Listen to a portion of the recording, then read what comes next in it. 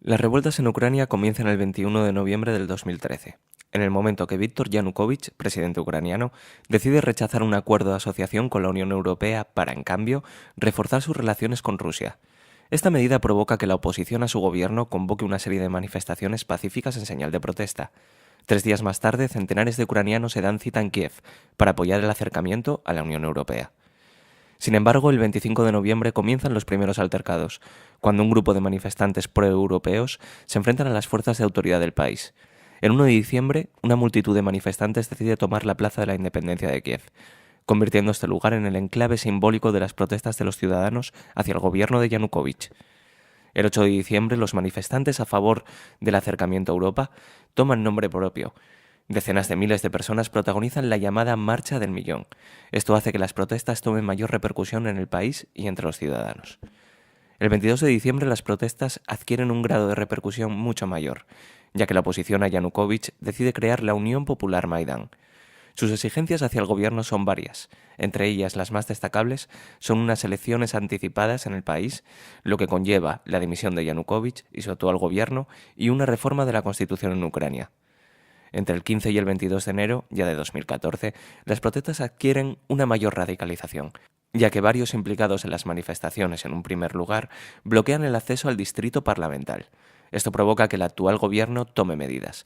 Se prohíbe la libertad de reunión y de manifestación en todo el país. Estas medidas no hacen más que complicar la actual situación, ya que las protestas del 22 de enero producen varios enfrentamientos entre radicales y policías que se saldan con decenas de heridos. La primera tregua, tras varios días de enfrentamiento entre manifestantes y cuerpos policiales, se produce el 23 de enero de 2014, cuando el alcalde de la ciudad de Kiev es destituido. Sin embargo, 3 días más tarde, a pesar de la tregua, las protestas ya se han extendido por el oeste de Ucrania. Los altercados entre los manifestantes y los cuerpos policiales continúan. En la ciudad de Lviv, varios manifestantes llegan a tomar el ayuntamiento de la ciudad.